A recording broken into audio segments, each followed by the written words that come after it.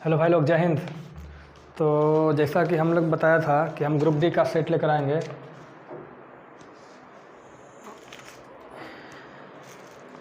तो ये रहा ग्रुप डी का सेट। बुक का नाम है, देखिए, SK Jha group D volume 1। क्या है जी? वॉल्यूम 1। इसमें कुल मिलाकर 24 सेट हैं, जिसमें से हम पहला सेट आज करेंगे। तो प्रश्न संख्या 46 से स्टार्ट होता है और ये प्रश्न संख्या 70 तक, यानी कहाँ से लगभग 25 क्वेश्चन इससे है। कितना क्वेश्चन सर जी? 25 क्वेश्चन इसमें है। हाँ, 25 क्वेश्चन है। इसको हम लोग करेंगे आज।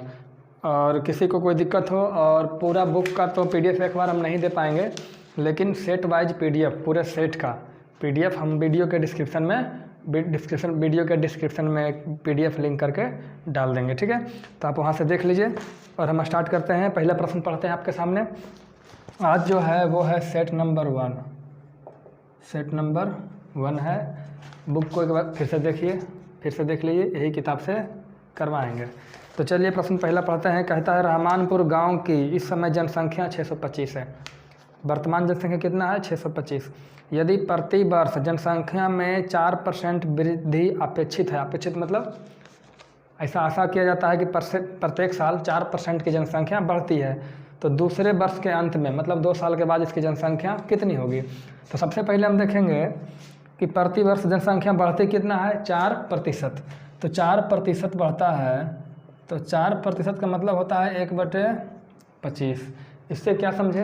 तो इससे समझना है कि यदि जनसंख्या आज 25 है तो अगले साल 26 हो जाएगा। क्या हो जाएगा जी?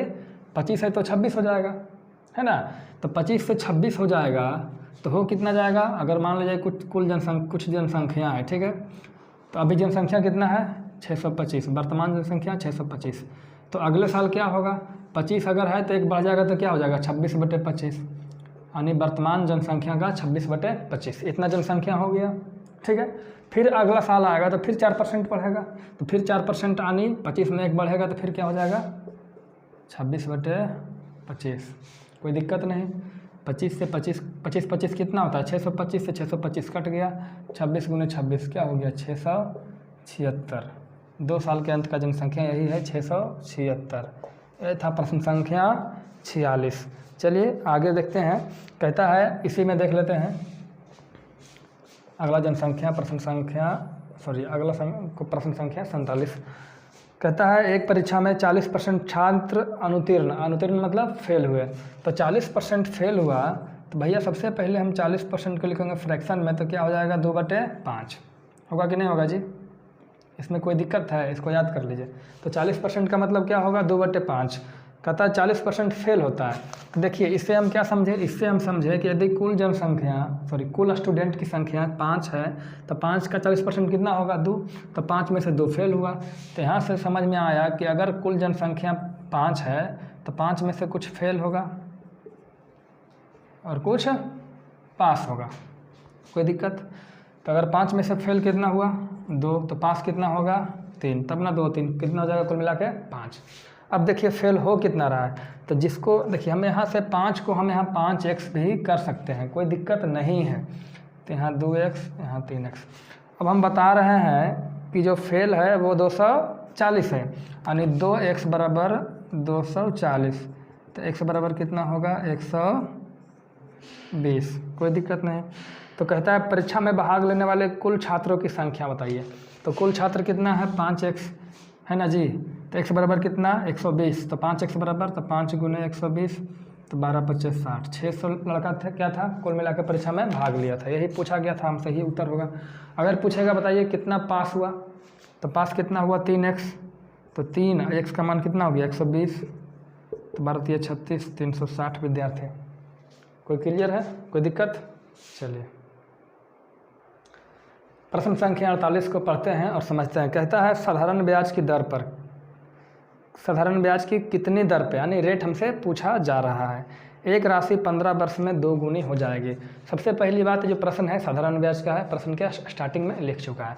तो कहता है, कोई मान लीजिए रकम है, तो मान लेते हैं 1 रुपया है, ये 2 गुनी हो रही है, यानी 1 रुपया से 2 रुपया हो गया। कितना साल में सर जी? 15 साल में। यहाँ तक कोई दिक्कत दिख रहा है ना? 15 साल में 1 रुपया से 2 रुपया हो गया। तो यहाँ से हम क्या समझे? तो यहाँ से हम समझे कि जो मूलधन है वो 1 रुपया है ना जी। और ब्याज कितना होगा? तो 2 रुपया हो जाता है, तो 2 में से 1 जाएगा, 1 रुपया ब्याज भी हमारा बना। समय कितना है? 15 साल, 15 साल है। हमें निकालना क्या है? रेट यानी दर। तो साधारण ब्याज का फॉर्मूला जानते हैं, ब्याज बराबर क्या होता है? ब्याज बराबर मूलधन गुने समय गुने दर बटा 100। तो ब्याज कितना है सर जी? 1 रुपया। तो 1 बराबर ब्याज बराबर मूलधन, मूलधन कितना? 1 गुने समय गुने दर, दर तब पता करना है, बटे कितना हो जाएगा? 100। तो यहाँ से R बराबर क्या हो जाएगा? जब गुना हो जाएगा तो 100 बटे कितना हो जाएगा? 15। ठीक है, काटेंगे 15 छक्का 90, क्या बचेगा? 6 सही 10 बटा 15, फिर 5 से काटेंगे तो 5 दूनी 10 पंतिया 15। सही है जी। 6 सही 2 बटे 3%। कोई दिक्कत? कर लेंगे, बिल्कुल आसान था। चलिए कोशिश करते हैं एक साथ 2 प्रश्नों को करें। कहता है यदि 20 व्यक्ति एक काम को 180 दिनों में पूरा करते हैं तो उसी काम को 40 दिन में पूरा करने के लिए कितने व्यक्ति की आवश्यकता होगा? तो आपको बताया गया होगा या फिर आप पहले पढ़े होंगे तो याद कीजिए, क्या करते थे हम लोग? MDH बटे W1 बराबर M2, यहाँ 1 कर दीजिए, है ना, D2 गुने H2 बटे W2। इस तरीके से हम लोग इस प्रश्न को बनाएंगे। हालांकि इसको आप एक एक नियम से भी बना सकते हैं, लेकिन इस तरीके का यूज कीजिए। तो कहता है 20 व्यक्ति एक काम को 180 दिन में पूरा करेगा, यानी M1 कितना है? 20 आदमी 180 दिन में पूरा करेगा। H मतलब आवर, आवर का तो कोई बात ही नहीं है, इसलिए इसको हम छोड़ देंगे। ठीक है, काम कितना है? एक काम है। तो कहता है इसी काम को 40 दिन में पूरा करने के लिए कितने व्यक्ति की आवश्यकता होगा? तो इसी काम को 40 दिन में, तो 40 दिन में करना है, व्यक्ति की संख्या निकालना है। तो व्यक्ति की संख्या यानी M2 निकालना है, इसको 40 दिन में करना है। काम कौन सा है? काम भी अभी वही है। अब यहाँ से आप चाहें तो काट देंगे, 20 से काटेंगे 20 दूना 40, 2 से काटेंगे 90 दूना 180। तो यहाँ से व्यक्तियों की संख्या कितना हो गया सर जी? 90 आदमी। कितना आदमी हो गया? 90 आदमी। कहीं दिक्कत है? क्लियर है? और दूसरा तरीका भी एक एक नियम से बना सकते हैं। चलिए अगला देखिए, कहता है 624 रुपये को 3 मित्रों के बीच 1/2, 1/3, 1/4 के अनुपात में बांटा गया। देखिए 3 मित्र हैं, हम तीनों का नाम ले लेते हैं। प्रश्न संख्या 50 होगा। मान लेते हैं 3 मित्र है, 1 2 3, थोड़ा नज़दीक हो गया, इसको दूर लिखते हैं।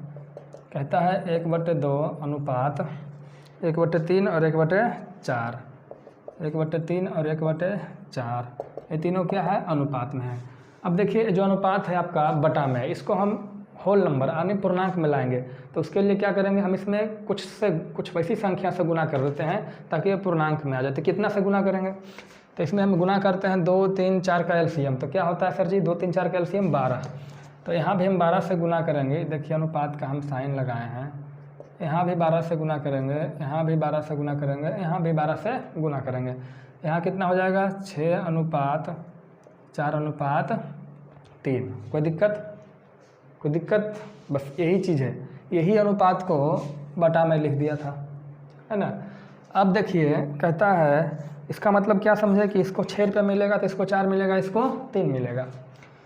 तो कुल मिला के कितना हो जाएगा देखिएगा। तो टोटल जो हमारा बनेगा रकम कुल मिलाकर 6 4 10 3 13।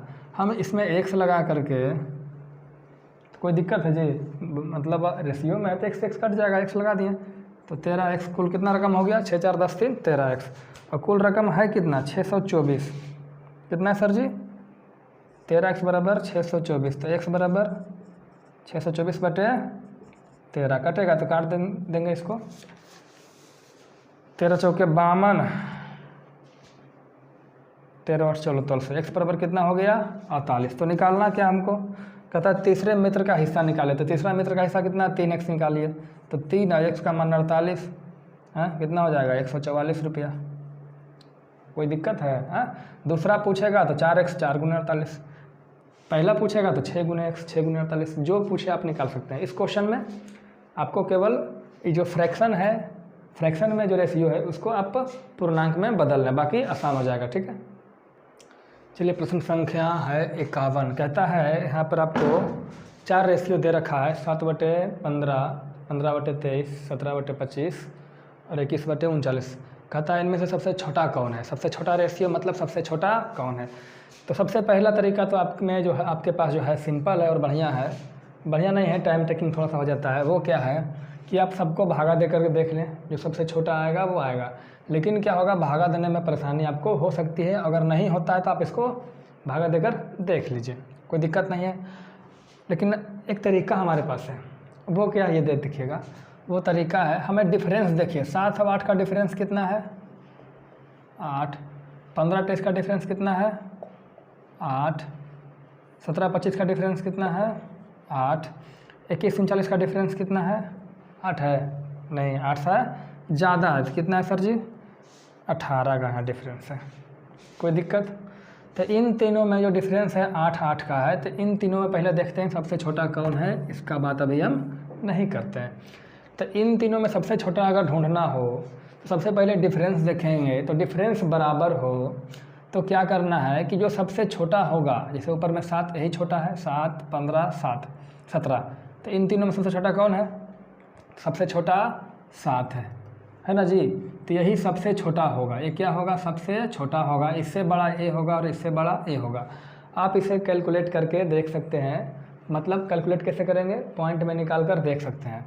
डिफरेंस अगर बराबर हो अंश और हर का, तो जो अंश सबसे छोटा होगा वही वैल्यू पूरा में सबसे छोटा होगा। यानी 7 वाला छोटा होगा सबसे, उससे बड़ा 15 वाला होगा, उससे बड़ा 17 वाला होगा। तो इन तीनों में तो समझ में आ गया सबसे कम वैल्यू ऊपर वाले का है। लेकिन इसका वैल्यू देखना है, इसमें तो डिफरेंस 8 का नहीं है। अगर इसमें भी डिफरेंस 8 का होता, जैसे यहाँ 39 की जगह 29 होता, तो श्योर था कि यही हमारा सबसे छोटा अनुपात होगा। लेकिन यहाँ 8 का डिफरेंस नहीं है, 18 का डिफरेंस है। तो क्या करेंगे, इसका हम निकालेंगे दशमलव में वैल्यू, तो 0.5 और समथिंग आएगा। आप करके देख लीजिए। इसको जब हम निकालेंगे 7/15 को दशमलव में वैल्यू, तो आ जाएगा 0.4 और समथिंग आएगा। सबसे छोटा कौन हुआ इन दोनों में, तो यही हुआ। पहले इन तीनों में सबसे छोटा कौन 7/15, और 7/15 21/39 में सबसे छोटा कौन 7/15। तो आई होप आपको ये समझ में आ गया होगा, कोई दिक्कत नहीं होनी चाहिए। चलिए अगला जो प्रश्न है, कहता है 450 सेब में 30% सड़े हुए हैं, तो सही हाल में कितने हैं। हाँ भैया 30% सड़ा हुआ है। देखिए 30% सड़ा हुआ है, कुल कितना है 450 सेब है। अब 30% सड़ा हुआ है तो बचा हुआ कितना है 70%। तो 450 का 70%, तो 0 से 2 0 कट गया। इसको हम गुना करेंगे 45 × 7, तो 7 × 5 = 35 के 5 बाकी 3, 7 × 28 3 31, 315 सेब बचा हुआ है। एक तरीका तो ये हो गया हमारे पास। दूसरा तरीका भी है। दूसरा तरीका क्या है देखिए, कहता है 30% सड़ गया, तो बचा हुआ कितना है 70%। 70% का मतलब क्या होगा 7/10। इसमें इसका मतलब क्या समझे, इसका मतलब समझे कि कुल अगर 10 है तो बचा हुआ कितना है 7। अब 10 नहीं है कितना, तो 10 के जगह 450 है, तो कितना से यहाँ गुना हुआ 45 से, तो यहाँ भी 45 से गुना करेंगे, कितना आएगा 315। बहुत ईजी क्वेश्चन है, आप इसे आराम से कीजिए।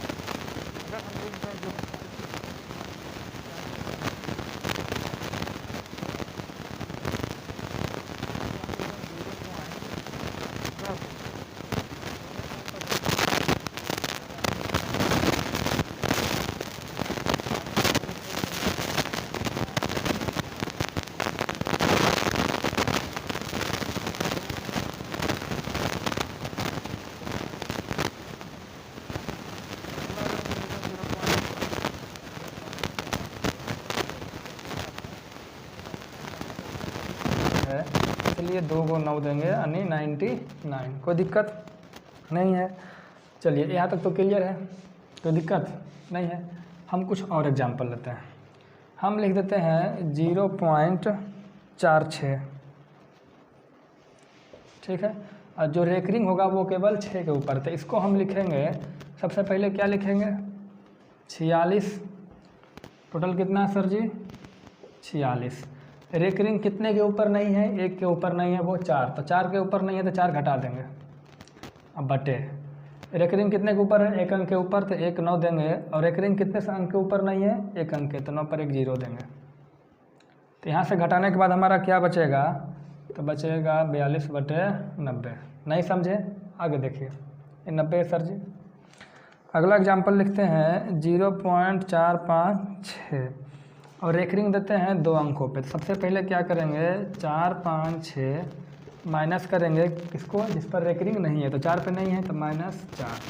कितने पे रेकरिंग है 2 पे, तो 2 को 9 देंगे। और कितने पे नहीं है 1 पे, तो 1 0 देंगे। तो यहाँ से घटाने के बाद आएगा 451/990। कोई दिक्कत। चलिए अगला लिखते हैं 0.456 और 6 के ऊपर रेकरिंग 6 है सर जी, 6 है। सबसे पहले क्या लिखेंगे 4 5 6 और माइनस करेंगे क्या, तो जिस पे रेकरिंग नहीं है तो 45।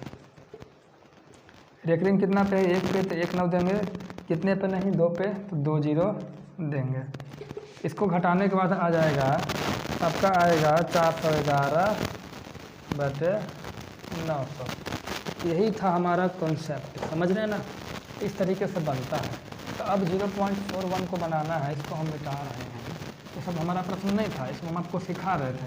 हमारा प्रश्न देखिए ऊपर है 0.41, तो 0.41 है, 1 के ऊपर रेकरिंग है। सबसे पहले क्या लिखेंगे 41 और माइनस क्या करेंगे 4 क्यों, क्योंकि 4 पे रेकरिंग नहीं है। और बचे कितना 1 पे रेकरिंग है तो 1 को 9 देंगे, 1 पे रेकरिंग नहीं है तो 1 को 0 देंगे। 41 में से 4 जाएगा 37/90। यही हमारा उत्तर होगा। चलिए मिटाते हैं। अगला प्रश्न है, कहता है √4/3 मिटा लेते हैं। और आप लोग ध्यान दीजिए ग्रुप डी का जो सेट है, एनटीपीसी का 4 सेट छूट गया था, उसको भी लाएंगे, वो भी इम्पोर्टेंट है, वो ग्रुप डी में भी बहुत उपयोगी साबित होगा।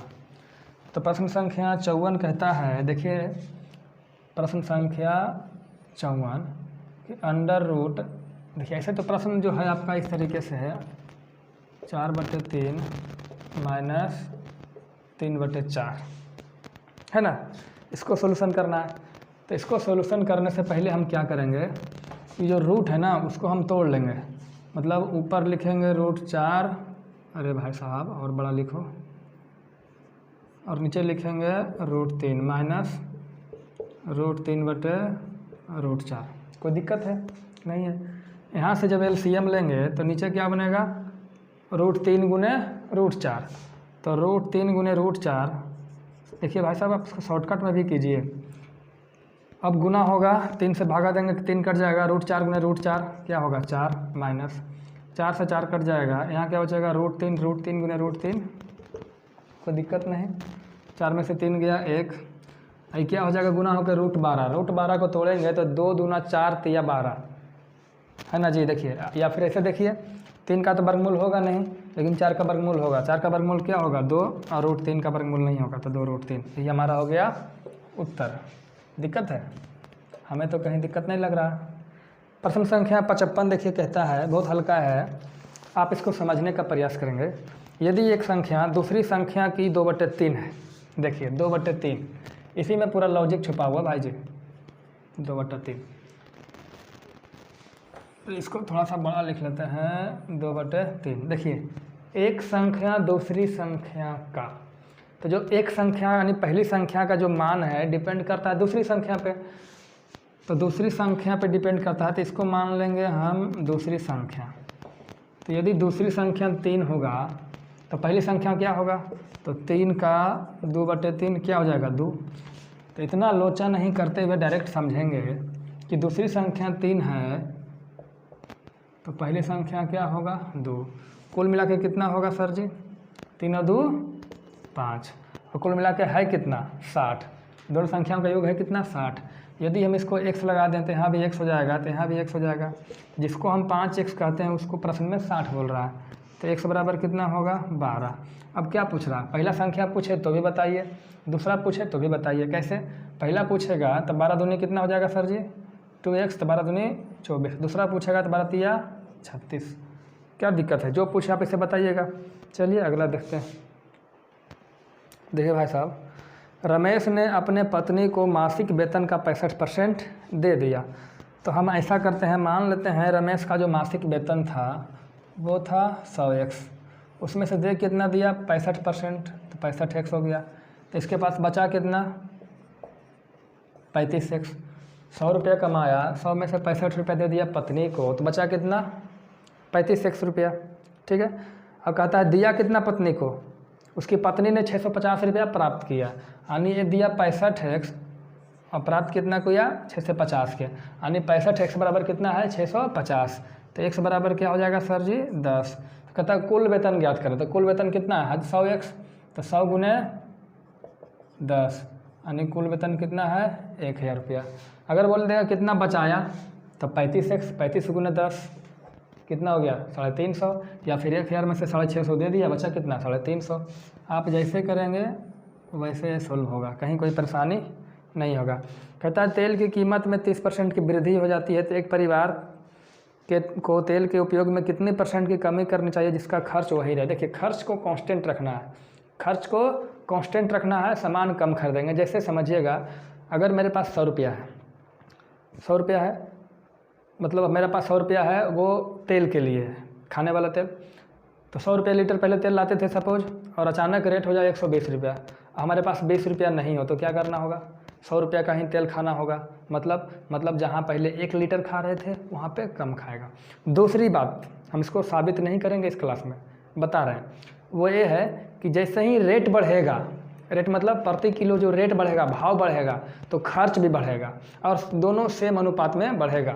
ध्यान से, दोनों का जो बढ़ने का अनुपात होगा वो बराबर होगा, यानी खर्च और रेट दोनों का जो बढ़ता है वो जो रेशियो होता है बराबर होता है। अगर इसको क्लियर करना हो तो मेरा प्रॉफिट एंड लॉस परसेंटेज का वीडियो होगा, उसमें जाकर देख सकते हैं।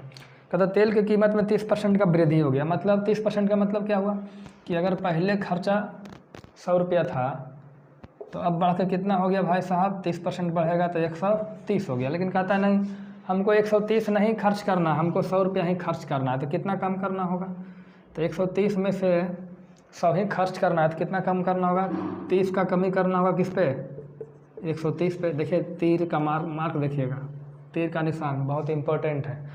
तो 30 का कमी करना होगा 130 पे। देखिए जहाँ 100 रुपया खर्चा करना था हो रहा था वहाँ 130 रुपया खर्चा हो रहा है। तो कहता नहीं सर हम 130 रुपया नहीं खर्चा करेंगे, 100 रुपया ही खर्चा करेंगे। तो कितना कम खर्च किए 30 कितना पे 130 पे, तो कट गया, तो 3/13। अब इसको पूछ रहा है परसेंट में, तो 100 से क्या कर दीजिए गुना कर दीजिए, और नहीं तो आप इसको ऐसे लिखिए 3 गुने 1/13, या फिर देखिए सबसे शॉर्टकट है इसको परसेंट में बदलना है, तो यहाँ गुने 100 कर दीजिए, तो 300/13 हो जाएगा। ये तो कट गया ना जी, तो 300/13 आप निकाल लेंगे, क्या परसेंट होगा आप अपना निकाल लीजिएगा। ठीक है, 300/13%। हम कैसे निकालते हैं, चूँकि हम परसेंटेज पढ़ेंगे तो आप भी इसको आसानी से निकालेंगे। 3/13 को क्या लिखेंगे 3 गुने 1/13, 1/13 बराबर कितना परसेंट होता है, तो 3 गुने 1/13 बराबर होता है 1391 और 1391 9/13%।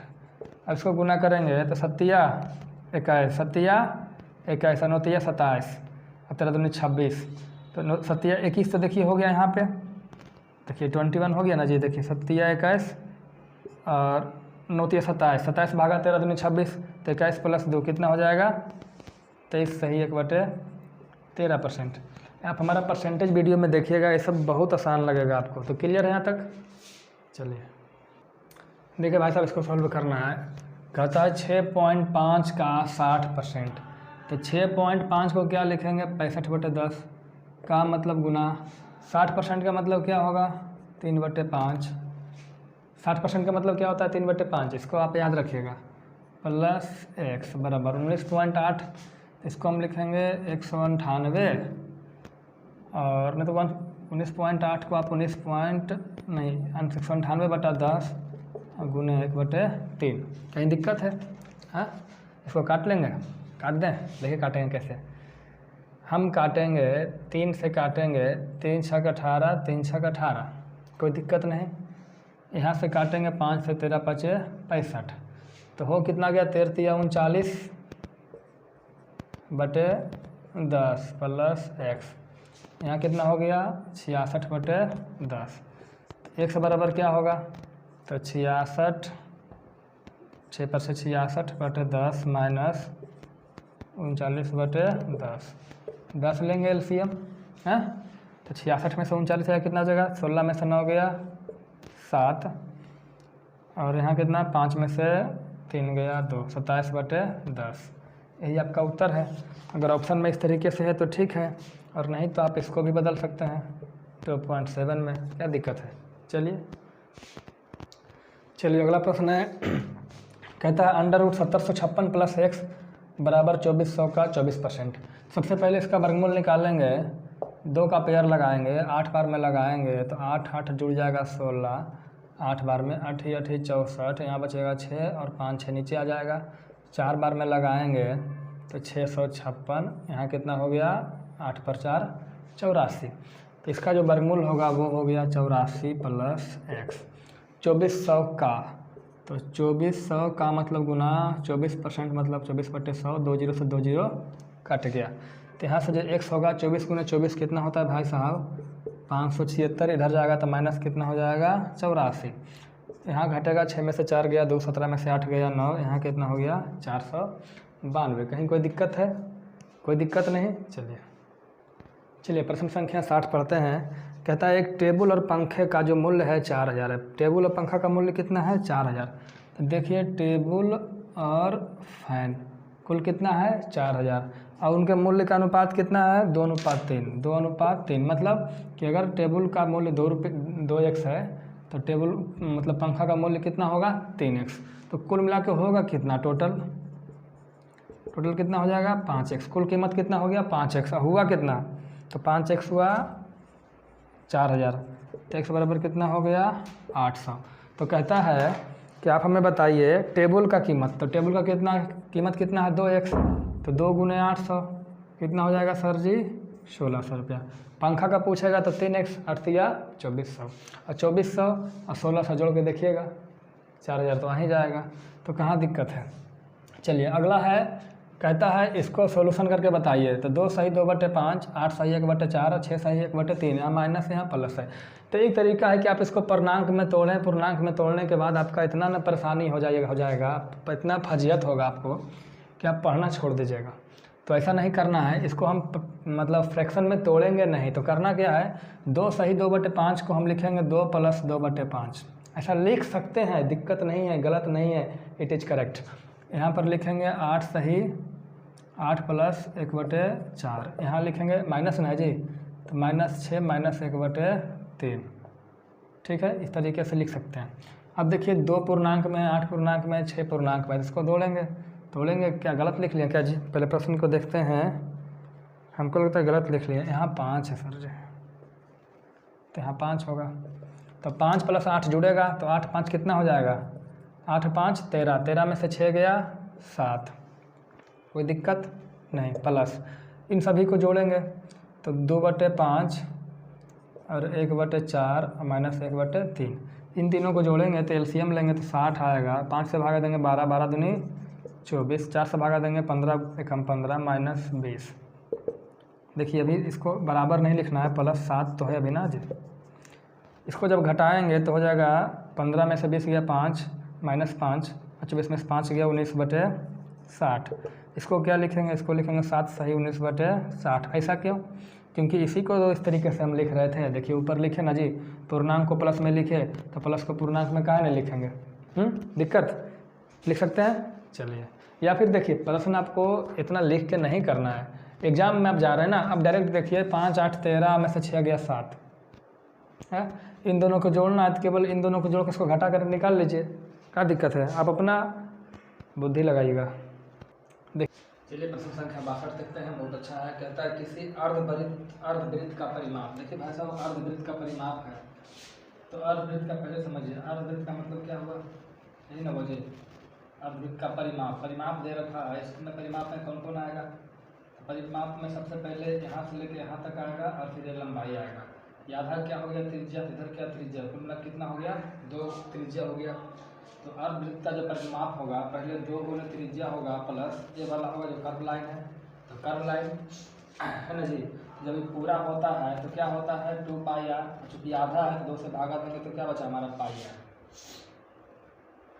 आर।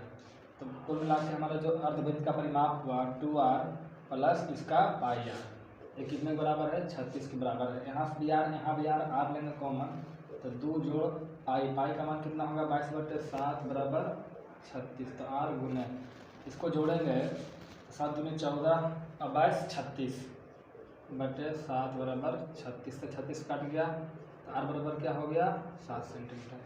तो जब आर बराबर त्रिज्या 7 सेंटीमीटर हो गया तो अर्धवृत्त का क्षेत्रफल क्या होगा, तो वृत्त का क्षेत्रफल पाई आर स्क्वायर, और चूँकि अर्धवृत्त है तो बटे 2, कोई दिक्कत नहीं। पाई का मान 22/7 गुने आर का मान 7 गुने 7 अब बटे 2 कर दो। 7 से 7 कट गया, 2 से काटेंगे 11, 11×7 सेंटीमीटर स्क्वायर। क्या हो गया हमारा अर्धवृत्त का क्षेत्रफल। कहाँ दिक्कत है, हाँ। अगला देखिए, कहता है प्रश्न संख्या 63, इसको यहाँ से मिटा देते हैं। वो क्या है कि 150 मीटर लंबा ट्रेन 600 मीटर लंबे प्लेटफॉर्म को पार करेगा, ठीक है। तो जो पार करने में उसको दूरी कितना चलना होगा, ट्रेन खुद के लंबाई के बराबर चलेगा और प्लेटफॉर्म के लंबाई के बराबर। तो कुल मिलाकर 600 और 150 कितना हो जाएगा 750 मीटर, 750 मीटर चलेगा, है ना। तो दूरी बराबर क्या होगा 4 गुने समय। तो 4 क्या है 50 किलोमीटर प्रति घंटा। अब किलोमीटर प्रति घंटा को बदलेंगे मीटर प्रति सेकेंड में, तो गुना करेंगे 5/18 से, कितना से 5/18 से। तो दूरी बराबर 4 हो गया, 4 को बदले मीटर पर सेकेंड में, मीटर में है तो मीटर पर सेकेंड में, 4 गुने समय टी। ठीक है, वैल्यू निकालना है 50 × 5 = 250 यानी 250 तिया, तो टी बराबर 58 54 सेकेंड, 54 सेकेंड में पार कर जाएगा। दिक्कत है कहीं, हाँ। चलिए प्रश्न से हम खींच लेते हैं, लग ले। कहता है प्रश्न संख्या 64, 0.2956 यहाँ 5 6 पे रेकरिंग है। इसको P/Q के रूप में लिखें। P/Q के रूप में लिखेंगे तो क्या करेंगे 2956 और माइनस कितना 29, अभी बताए थे जी। देखिए कितना पे रेकरिंग नहीं है उसको घटा दिए, और कितना पे रेकरिंग है 2 अंक पे, तो 2 को 9 लिखेंगे। इन दोनों पर रेकरिंग नहीं है तो 2 को 0 देंगे। अब घटा के लिख लीजिए, हाँ। तो क्या हो जाएगा 2900, 15 में से 9 गया, 16 में से 9 गया 7, 4 में से 2 गया 2, यानी 2927/99। यही हमारा उत्तर होगा, है ना। चलिए काफ़ी इजी प्रश्न है। इसका मान पूछता है -4/5 की पावर 3, तो माइनस है यहाँ पावर 3 है तो माइनस बचेगा, 4 × 64, 5 बचे 25, बचे 125। ये हमारा उत्तर होगा। 66 नंबर प्रश्न के आसान है। कहता है 106 × 106 और -94 × 94।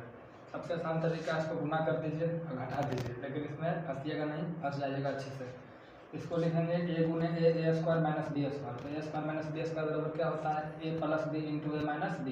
इसको a मान लेते हैं, इसको a मान लेते हैं, इसको b, इसको b, तो a² - b²। तो क्या होगा a + b × a - b।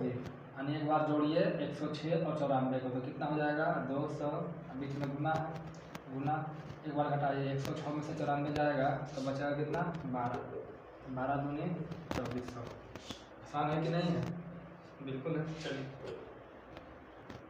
देखिए भैया प्रश्न संख्या 57 जो है 64, कहता है 150 रुपया में कोई सामान खरीदता है और 12% खर्च करता है, तो कुल क्रय मूल्य कितना हो गया।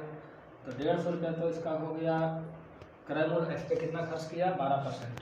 तो जो 150 का 12% होगा, 50 दूनी 100, 50 तिया 150, 2 × 6 = 12, 6 तिया 18, हमने 18 रुपये एक्स्ट्रा खर्च किया तो वो कितना गया 168 रुपये।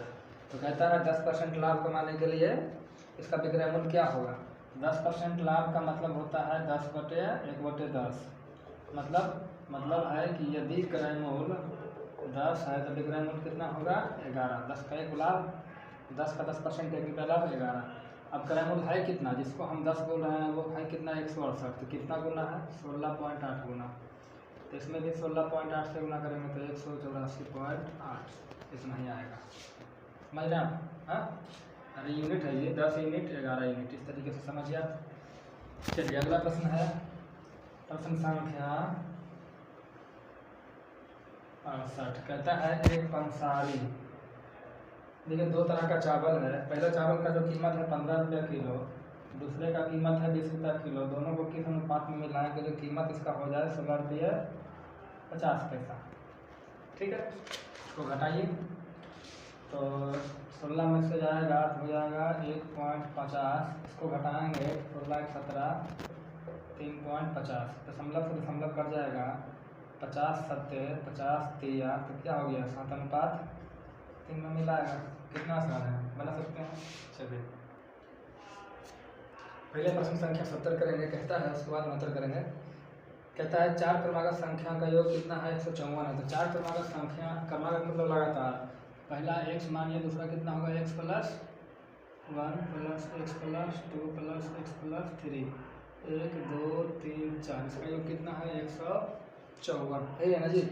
तो 1 2 3 4 कितना हो गया 4x बराबर कितना 154 माइनस 1 2 3 3 6, x बराबर क्या हो गया 154 में से 6 गया, क्या हो जाएगा 148/4। तो 4 × 12 4 × 7 28। तो बड़ी संख्या पूछ रहा है, सबसे बड़ी संख्या कौन है सर जी x + 3, 37 + 3 कितना हो जाएगा 40। आप उत्तर देखिए ऑप्शन संख्या बी। अगला देखिए प्रश्न संख्या 69, हम इसको मिटा करके करते हैं। चलिए देखिए प्रश्न संख्या 69 कहता है एक व्यक्ति 6 मीटर लंबे खंभे की 8 मीटर लंबे परछाई पर खड़ा है। देखिए एक व्यक्ति है, पहले एक खंभा है, ठीक, क्या है खंभा है, इसका ऊंचाई कितना है खंभा, इसका ऊंचाई 6 मीटर है, इसका परछाई कितना है 8 मीटर। यहाँ से यहाँ कितना है 8 मीटर है ना। यहाँ पर एक व्यक्ति खड़ा है,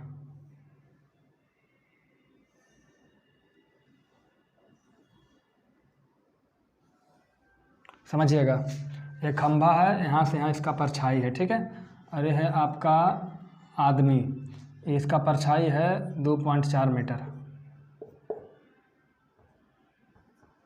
समझ रहे हैं आप?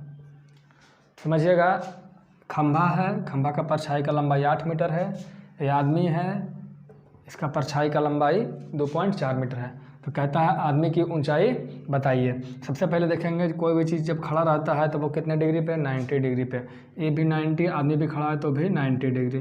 तो 90 डिग्री पे है तो यहाँ से 2 त्रिभुज बना, दोनों त्रिभुज क्या आपस में, तो दोनों त्रिभुज जो है आपस में समरूप होगा। क्यों? क्योंकि दोनों समकोण है, समकोण त्रिभुज है, ये भी समकोण त्रिभुज है, ये भी समकोण त्रिभुज है। तो 2 समकोण त्रिभुज आपस में समरूप होते हैं, और जब समरूप होगा तो उनकी भुजाओं का अनुपात बराबर होगा। भुजाओं का अनुपात कहने का मतलब हुआ 6/8, इसका अनुपात क्या हुआ 6/8 बराबर इसका अनुपात क्या होगा भुजाओं का।